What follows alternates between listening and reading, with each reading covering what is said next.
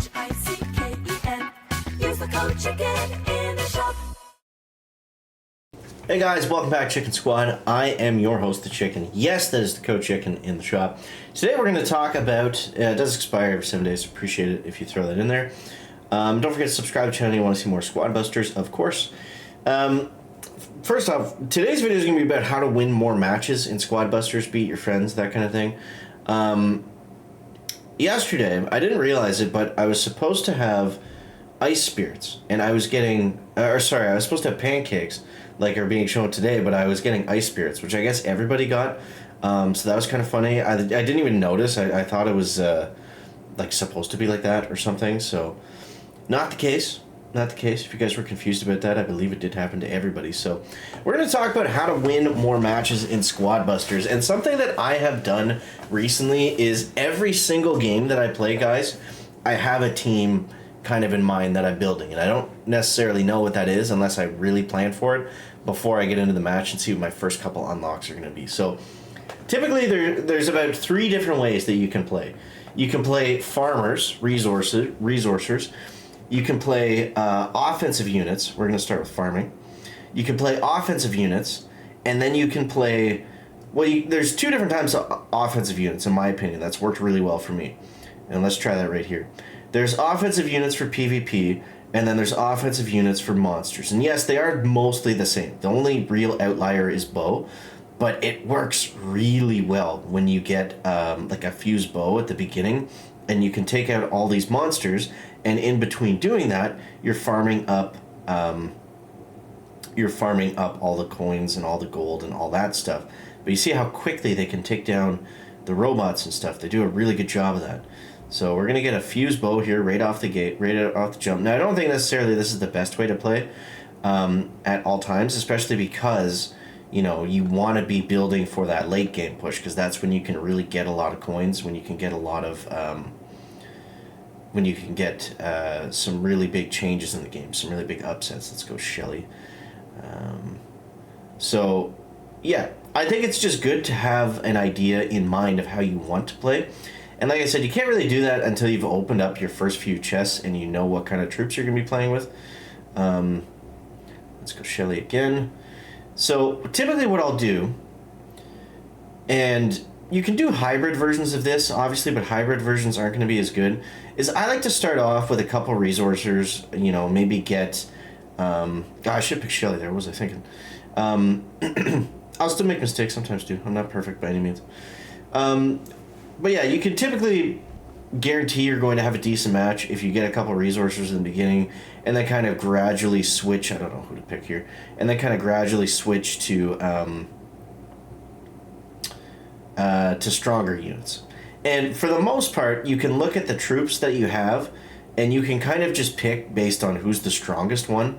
Other than the beginning, when you need things like turbo, you need things like gold, more importantly than anything, because you've got to unlock all your troops first, right? So it depends on a few things, but that's typically how I like to play.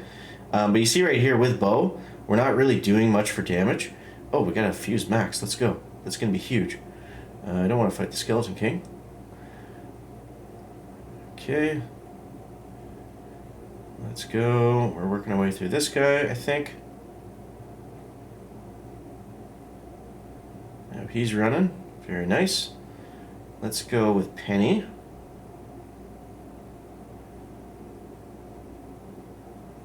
Take those guys down. I'm going to take this tree down. Yes, I want the loot, but I also want that heart. I think that's going to help us more than anything else right now. We take down the Skeleton King. That would be decent. Stupid robot got in the way, because he's fighting the other guy. So he hasn't even tried to hit us once, which is nice. There we go. Oh no, I threw away my shrink spell. Let's go Royal King. He might be okay for right now. Ah man, this thing throws the gems out way too far. Way too far. Give us a fusion. Barbarian King, we'll take that. We still have our Greg alive. Oh, we got another freebie. Let's go. Oh, we got Colonel Roofs. Let's go. Okay, so it's time Rage Mode. Let's just kill everybody. Roof's going to work. Roof's absolutely going to work. Mess you guys up too. We got 2 roofs. 2 roofs. Getting it done. Look at that. So that's kind of how, I mean, I like to play. And I think overall it's the best way to play too. You know, to keep it simple. But that's not to say, you know, I think having a plan going in is really the best choice of action. Just making sure that you're kind of just not doing a random bunch of troops. Like I said, you can win, obviously, just picking kind of the strongest troop out of the ones that you've got, but a better idea is to look at what you have, be like, okay, I got a Greg. Is that enough to get me by? And it, as we saw in that last match, it definitely was. And just knowing what you need and kind of building on it from there. And like I said, about halfway through the match, you really got to start focusing on damage. You really got to start focusing on offensive output. You see right here, the Trader is the better troop there, but I want to go with the Mavises because I want to get all this loot and make sure that I'm not wasting any time not unlocking stuff. I think that Mavises could actually out-damage Bo here, which is really funny. Okay, busted. I can't believe that worked. Bo's just so weak against PvP. He really is. So what that guy should have done is he should have just ran away, but let's go Trader. I don't want to fight Mini Pekkas. Okay, let's go Mortis. He's the strongest there, and I don't really need anything else that was offering. So we're kind of good now to start working on strong general units, because we've got enough troops where we can, you know, we can farm up. We got Mavis. We've also got the Trader. Now, you can play different ways too, right? Like, you don't always have to go for PvP. I find just in general, you know, if I'm giving out general tips, then that's obviously, you know, something you need to focus on because that's a big part of the game. But you can get by if you want to play sneaky. Like, if you want to play sneaky and just farm up monsters, and then just, you know, try to survive at the end with not really a great team. And you can play with a lot of Traders too. Like, the Trader's really good for multiple things. Obviously, you know, for getting, you know, more gems, but he also heals at a high enough level, so you know, he's one of those troops that is just so unbelievably strong that, you know, you can kind of use him in a lot of different scenarios. So doesn't have to be all offense, doesn't have to be just farming. He kind of works, you know, all around. So, but you can build a team around the Trader. If you're able to just farm up a ton of gold by killing monsters, then that can be, you know, a decent strategy too. It just kind of depends on your pulls, because you want to make sure that you've got enough of them to make that actually work. Okay, got Trader. Let's let Mavis go in. So this one we're kind of sitting back more and farming a little bit. And look at all those gems we're getting. That's keeping us in first place, and we have not even seen anybody in a long time.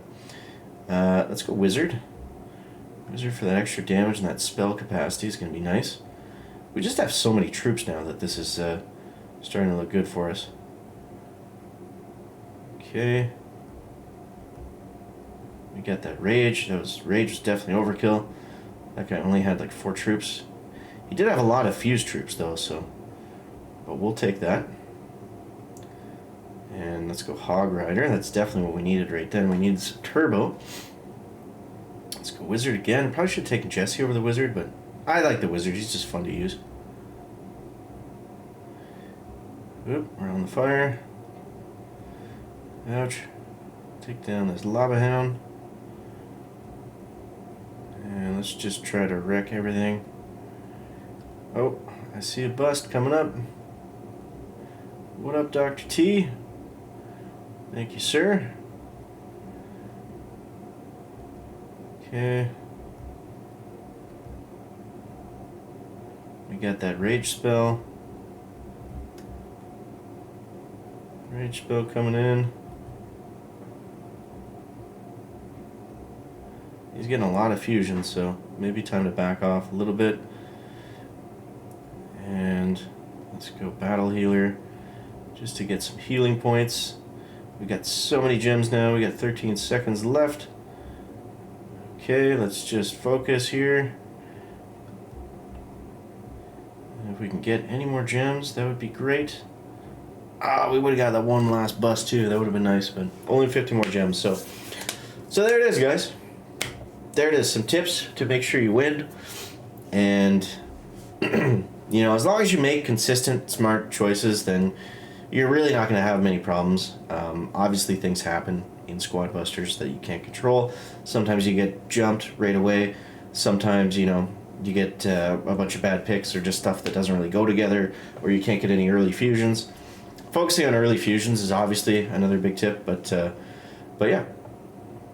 So we got some barbarians, we got some pocos.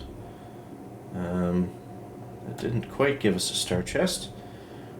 And we got some of these guys. We got another common chest. So yeah. So I hope that helps you guys out, and I hope that allows you to win more games in Squad Busters. Oh, we got a lava chest. This one could be good. Give us some Colonel Roofs. That's what we want. Or Archer Queens. I'll always take those. So yeah, we'll wrap it up there. Hope you guys enjoyed. Let me know what you think. We'll catch you next one, guys. Check it out. Back.